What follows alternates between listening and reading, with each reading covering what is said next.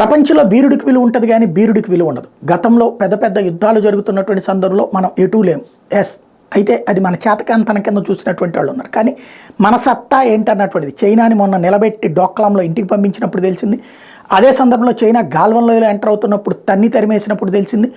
మరొక వైపున Pakistan over action చేస్తే ఇక్కడ తీవ్రవాద కార్యకలాపాలు చేస్తే పీఓకేకి వెళ్ళి అటాక్ చేసినప్పుడు తెలిసింది. అట్లాగే బాలాకోట్కి వెళ్ళి అటాక్ చేసినప్పుడు తెలిసింది. భయం లేనటువంటి భారతదేశాన్ని ప్రపంచం చూసింది.